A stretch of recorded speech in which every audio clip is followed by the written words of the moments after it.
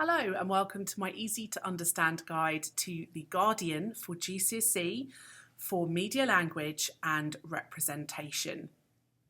If The Guardian comes up as a set text at GCSE, it will only ever appear in Component 1, Section A for media language and representation. And I'm going to go through some of the things that you're going to need to know for this now.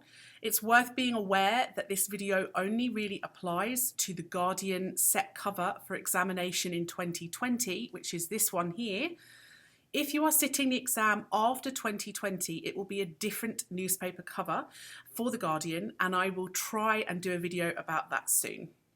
So you must be aware when studying this set text that The Guardian has a left-wing political stance. That means that it is normally or generally in favour of Labour and left-wing or liberal policies, and is normally against conservative right-wing policies, including groups like UKIP, Britain First, and the Republican Party in America, etc. So if we start by having a look at the masthead of the newspaper is called The Guardian. Have a think about the connotations of the word guardian. It means someone who looks after other people, often children. They take care of them and they act as their kind of parent figure. So the connotations of the masthead are that the newspaper wants us to see them as being a parent figure, someone responsible, someone knowledgeable that is going to take care of us as readers. If you look at the font and design of the masthead, it's all in lowercase and the font is quite curved and serif. And that's quite unusual if you look at all the mastheads of almost every other newspaper in the UK. Most newspaper mastheads are quite bold and in a sans serif font. This is a very kind of curved and elaborate font in lowercase. And that perhaps suggests that The Guardian itself are alternative, they are unique, they're trying to show themselves as being quite different. There are some images at the top of the newspaper on the left-hand side of some robots. Now, I appreciate that you might not know who these robots are, but the target audience is highly likely to know who they are. They are characters from the Star Wars franchise. And this film was first released in the 1970s, but the franchise is still going even now, and they're reasonably recognisable intertextual references. So these images of the robots act as intertextual references to target that specific age group, and also to maybe draw the reader in and make the newspaper seem quite entertaining. It's also good advertising for the film, having an interview or an article about them, because the next batch of the films were coming out at the time. So it's a good way of engaging readers with something quite familiar. The man with the glasses on is called Woody Allen, and he's quite a famous actor and director. The lady he's standing with is Diane Keaton, and the image is from one of the films that Woody Allen had directed back in the 1970s. It's a really famous film, and it's not a mainstream film at all. Woody Allen is a very niche alternative director, and his films are often thought of as being quite culturally significant. They're not generally watched by mainstream audiences, they're generally watched by slightly more educated audiences. And so using this intertextual reference in the top of the newspaper is a good way of engaging those audiences who might be the age to have seen this film or to be aware of it when it was first released, or maybe have seen it since then, or those audiences who particularly like quite culturally significant products. The image of Emma Stone, she's obviously a younger actress, a bit more familiar to a younger audience, so that's a good way of drawing in the slightly younger audience as well. They mention film and music at the top of the newspaper in terms of talking about other articles that are going to be inside the paper. That's quite a good way of drawing in audiences who do kind of expect some entertainment with their news now. The fact that they're talking about Star Wars, Woody Allen, Iron Maiden, and also sort of 90s acid rave music just shows how diverse the interests of the readers of The Guardian actually are. They are the kind of readers who are, like a little bit of everything, and maybe have listened to or watched media products from several decades ago all the way up to modern content. So these intertextual references to bands and films and things like that are a good way of showing the diversity of the audience. Mentioning the word acid, as well as the kind of smiley face looking icon or symbolic code, is a good way as well of showing the Guardian as being quite open and liberal, so open-minded and liberal. And that's because acid was and is a drug, which is kind of what we call sort of psychotropic. So that means that it kind of creates hallucinations, I can't say the word, and was quite a kind of new drug in the 90s. A lot of people seemed to be taking it, and in the news in the 90s, people were obviously getting quite sick from it, but it was something that we saw a lot in the 1990s, perhaps showing that age of the target audience. Maybe it's signifying that they are probably more in their 40s and potentially over. The smiley face icon is something that was seen on acid pills or tabs at the time, and so the icon acts as an image that anchors the meaning of the text acid, and the fact that it's got several eyes and an exclamation mark, it kind of suggests that they're not taking the drug or drug culture that seriously, which suggests that the newspaper is perhaps more open-minded and liberal and not particularly strict or conservative in their views. The cost of the newspaper looks like £1, either £1.50 or £1.80. It's actually quite hard to tell because it's quite a blurry picture. But either way, the cost suggests that the newspaper is quite high quality because it's quite expensive in comparison to other newspapers, particularly in comparison to tabloid newspapers that often cost sort of 25 to 30 pence. So it might suggest quality. It might connote that the readers are perhaps doing higher salaried jobs as well, maybe from a middle or high class. So the price is quite a good indicator of the audience. If we start by having a look at the main headline of the newspaper, have a think about whether the headline shows any kind of bias or subjectivity, or is it a really objective, factual headline? The headline reads, "The boat flipped, they just slipped through my hands."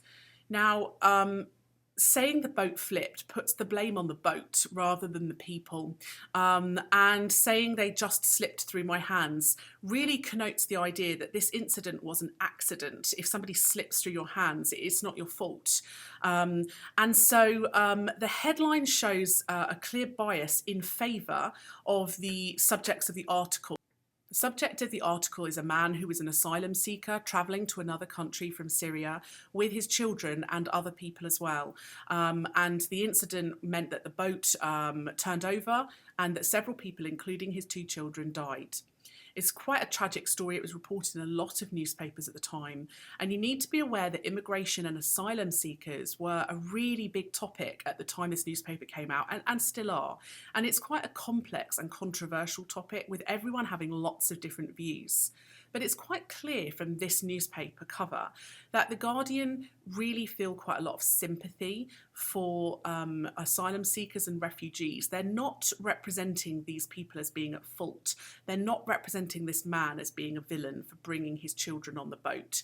And they're not representing immigrants or asylum seekers or refugees as being dangerous, which is a common stereotype in the media. So that perhaps suggests that the Guardian is taking a slightly more alternative stance, and that perhaps they are slightly more left-wing in their political viewpoints. You can see that they feel sympathy for this family. They've chosen a really kind of cute, sweet-looking picture of the children. They've got wide eyes, and you get to see them looking kind of healthy and happy. That does make us feel more sorry for them. So seeing these kind of children, it humanises this story, and you see their names in the bullet points underneath the headline. So we hear their names. We see them as people, and not just anonymous refugees or asylum seekers, which is what a lot of other newspapers do. We're seeing them as real people, as human beings, and that helps us as the audience to feel sympathy for them too. It's worth being aware that a lot of other newspapers at the time were using a different photo, one of the children's bodies who'd washed up on the beach. Now, The Guardian had used that photo in a previous edition earlier on that week, but whilst other newspapers were continuing to use that photo, The Guardian chose to use this photo of the children, and it's worth trying to have a think about why that might be. Perhaps they were trying to humanise the children rather than just seeing them as kind of a dead body on a beach. Maybe using a photo of them smiling and being alive helps us to see them as real children, helps us to see that they were alive and that they are just like children in Britain. So perhaps the choice of the photo and the choice to omit the photo of the body in this particular cover might show the Guardian's ideas about what they're trying to say. There's more emotive language in the article itself. If you have a look at the transcript for this newspaper article, which is available on the Educast website, it calls it a disaster. They talk about devastation. So this use of quite emotive and illustrative language really creates the idea that this incident was a terrible tragedy and that we should feel sorry for everybody involved in it. If you continue down the transcript, they talk about the items that were left on the beach or that washed up on the beach after the boat crashed or flipped over and people were killed. And they talk about finding things like nappies and children's life jackets washed up on the beach. The mention of these particular items, again, makes it clear to us that some of the victims from this incident were children. And again, that humanises the victims and it encourages us, particularly those of us who are parents, to feel more sympathy for the people involved. The article suggests that the incident has sparked ferocious debate. And these words, ferocious debate, suggest that we should be angry. That word ferocious is kind of angry and aggressive. So it's kind of encouraging audiences to be ferocious in their response. We should be outraged. We should be demanding change. So The Guardian are using the words of their article to tell us as a reader how we should feel and how the government should respond as well. If you have a look at the smaller article to the side, the headline for that reads, "The PM bows to pressure to admit more refugees."